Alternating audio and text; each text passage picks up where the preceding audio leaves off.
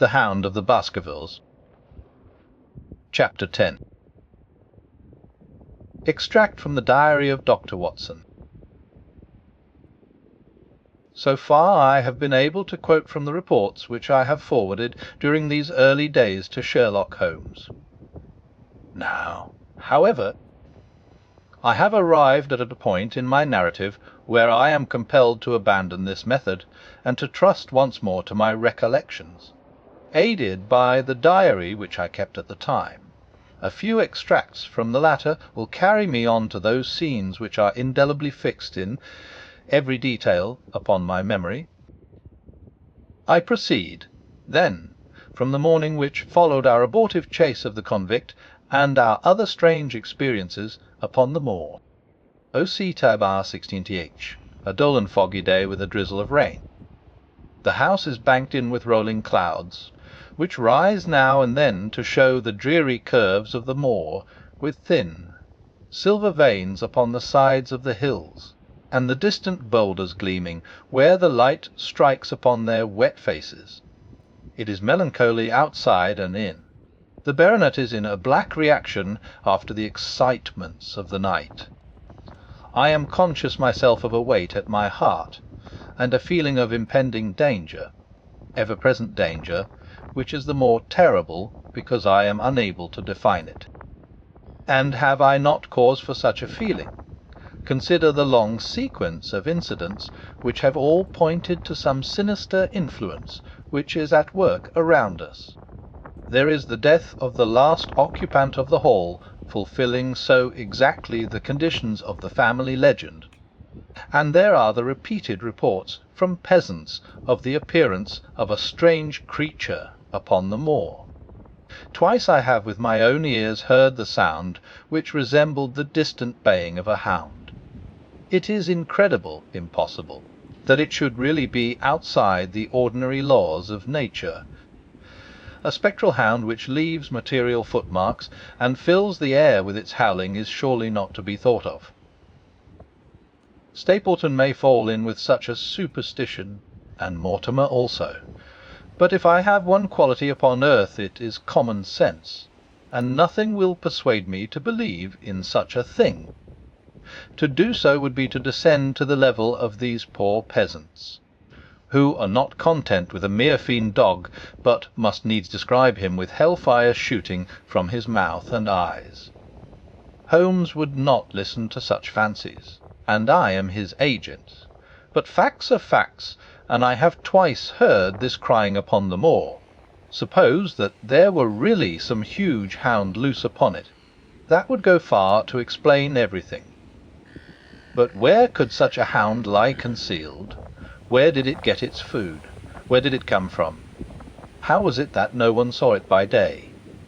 It must be confessed that the natural explanation offers almost as many difficulties as the other, and always, apart from the hound, there is the fact of the human agency in London, the man in the cab, and the letter which warned Sir Henry against the moor.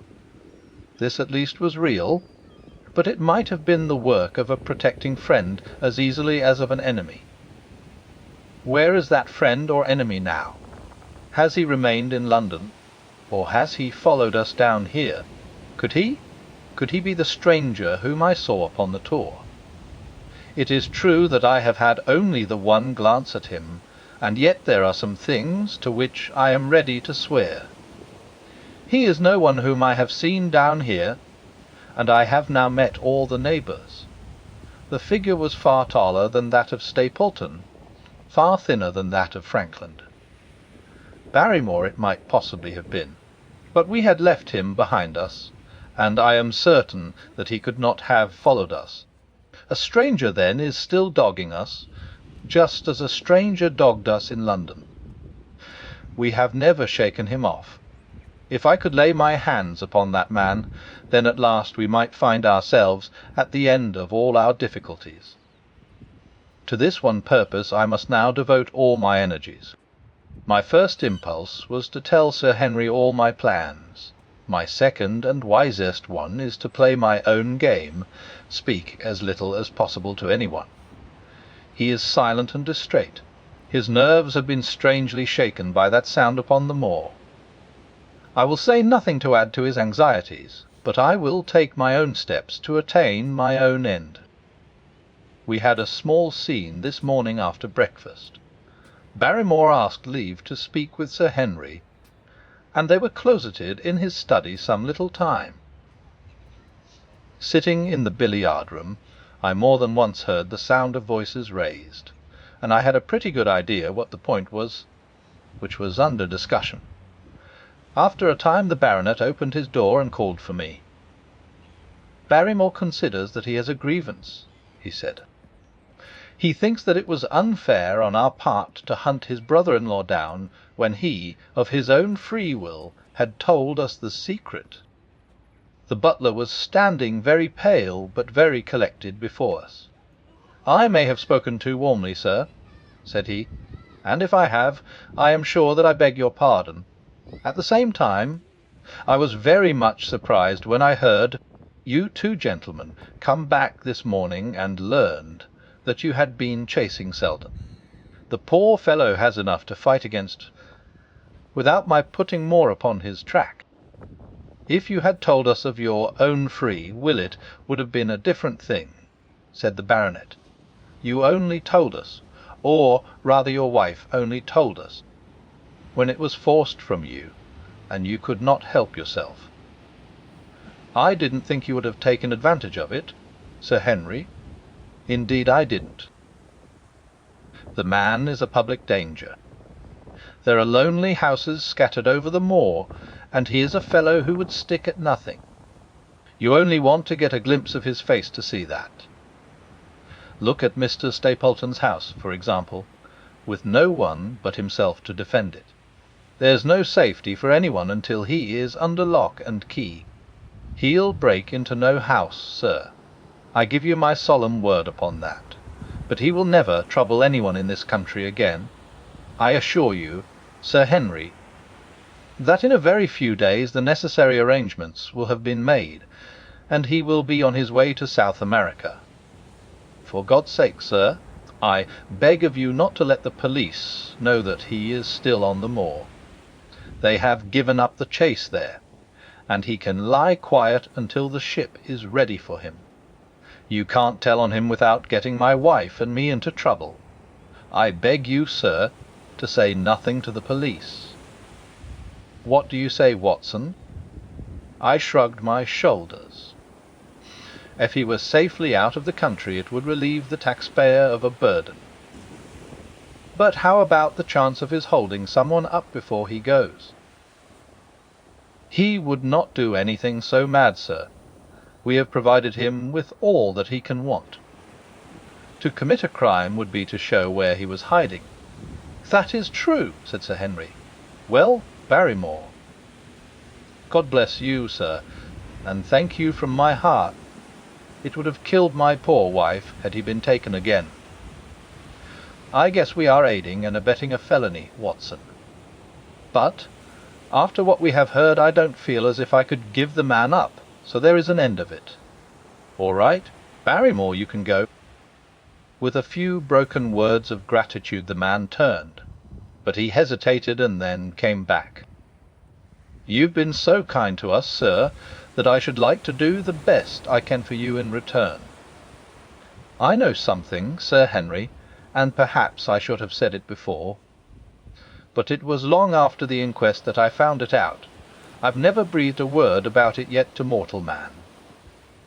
It's about poor Sir Charles's death. The baronet and I were both upon our feet. Do you know how he died?" "No, sir, I don't know that." "What then?" "I know why he was at the gate at that hour. It was to meet a woman." "To meet a woman, he was. And the woman's name?"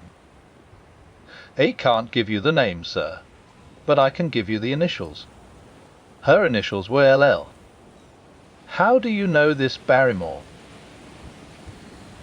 "Well, Sir Henry, your uncle, had a letter that morning. He had usually a great many letters, for he was a public man and well known for his kind heart, so that everyone who was in trouble was glad to turn to him. But that morning, as it chanced, there was only this one letter, so I took the more notice of it. It was from Coombe Tracey, and it was addressed in a woman's hand. Well, sir, I thought no more of the matter, and never would have done had it not been for my wife. Only a few weeks ago she was cleaning out Sir Charles's study. It had never been touched since his death, and she found the ashes of a burned letter in the back of the grate. The greater part of it was charred to pieces, but one little slip, the end of a page, hung together, and the writing could still be read, though it was grey on a black ground. It seemed to us to be a postscript at the end of the letter, and it said, "Please, as you are a gentleman, burn this letter, and be at the gate by 10 o'clock. Beneath it were signed the initials LL. Have you got that slip?" "No, sir. It crumbled all to bits after we moved it." "Had Sir Charles received any other letters in the same writing?" "Well, sir, I took no particular notice of his letters. I should not have noticed this one, only it happened to come alone." "And you have no idea who Ella is?" "No, sir. No more than you have. But I expect if we could lay our hands upon that lady we should know more about Sir Charles's death. I cannot understand, Barrymore, how you came to conceal this important information." "Well, sir, it was immediately after that our own trouble came to us. And then again, sir, we were both of us very fond of Sir Charles, as we well might be considering all that he has done for us. To rake this up couldn't help our poor master, and it's well to go carefully when there's a lady in the case. Even the best of us." "You thought it might injure his reputation." "Well, sir, I thought no good could come of it. But now you have been kind to us, and I feel as if it would be treating you unfairly not to tell you all that I know about the matter." "Very good, Barrymore, you can go." When the butler had left us, Sir Henry turned to me. "Well, Watson, what do you think of this new light?" "It seems to leave the darkness rather blacker than before." "So I think, but if we can only trace LL it should clear up the whole business. We have gained that much. We know that there is someone who has the facts, if we can only find her. What do you think we should do?" "Let Holmes know all about it at once. It will give him the clue for which he has been seeking. I am much mistaken if it does not bring him down." I went at once to my room, and drew up my report of the morning's conversation for Holmes. It was evident to me that he had been very busy of late, for the notes which I had from Baker Street were few and short, with no comments upon the information which I had supplied, and hardly any reference to my mission. No doubt his blackmailing case is absorbing all his faculties, and yet this new factor must surely arrest his attention and renew his interest. I wish that he were here. O Cetar bar 17th. All day today the rain poured down, rustling on the ivy and dripping from the eaves. I thought of the convict out upon the bleak, cold, shelterless moor. Poor devil! Whatever his crimes, he has suffered something to atone for them. And then I thought of that other one. The face in the cab, the figure against the moon. Was he also out in that deluge? The unseen watcher, the man of darkness. In the evening I put on my waterproof, and I walked far upon the sodden moor, full of dark imaginings, the rain beating upon my face, and the wind whistling about my ears. God help those who wander into the great mire now, for even the firm uplands are becoming a morass. I found the black Torapon which I had seen the solitary watcher, and from its craggy summit I looked out myself across the melancholy downs.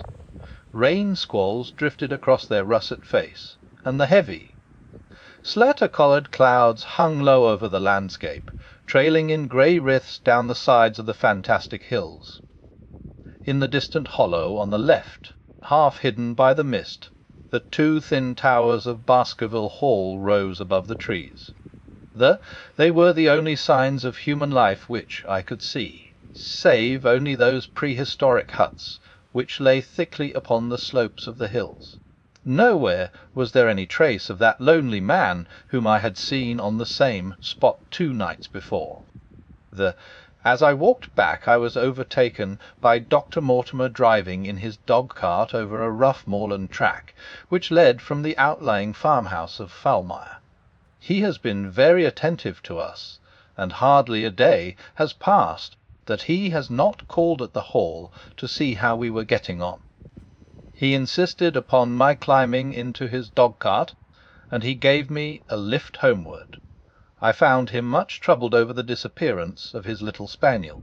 It had wandered on to the moor, and had never come back. I gave him such consolation as I might, but I thought of the pony on the Grimpen mire, and I do not fancy that he will see his little dog again. By the way, Mortimer, said I as we jolted along the rough road, I suppose there are few people living within driving distance of this whom you do not know. Hardly any, I think. Can you, then, tell me the name of any woman whose initials are LL? He thought for a few minutes. No, said he. There are a few gipsies and labouring folk for whom I can't answer, but among the farmers or gentry there is no one whose initials are those.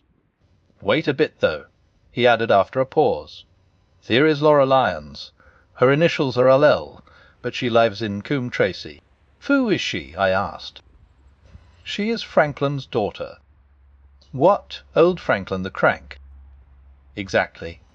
She married an artist named Lyons, who came sketching on the moor. He proved to be a blackguard and deserted her. The fault, from what I hear, may not have been entirely on one side. Her father refused to have anything to do with her, because she had married without his consent, and perhaps for 1 or 2 other reasons as well. So, between the old sinner and the young one, the girl has had a pretty bad time. How does she live? I fancy old Frankland allows her a pittance, but it cannot be more, for his own affairs are considerably involved. Whatever she may have deserved, one could not allow her to go hopelessly to the bad. Her story got about, and several of the people here did something to enable her to earn an honest living. Stapleton did for one, and Sir Charles for another. I gave a trifle myself. It was to set her up in a typewriting business. He wanted to know the object of my inquiries, but I managed to satisfy his curiosity without telling him too much. For there is no reason why we should take anyone into our confidence. Tomorrow morning I shall find my way to Coombe Tracey, and if I can see this Mrs. Laura Lyons, of equivocal reputation, a long step will have been made towards clearing one incident in this chain of mysteries.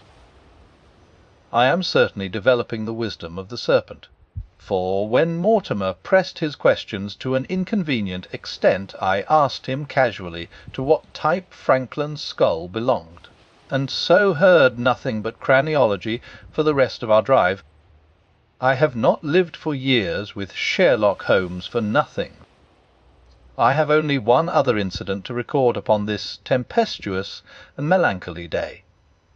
This was my conversation with Barrymore just now, which gives me one more strong card which I can play in due time. Mortimer had stayed to dinner, and he and the baronet played a carta afterwards.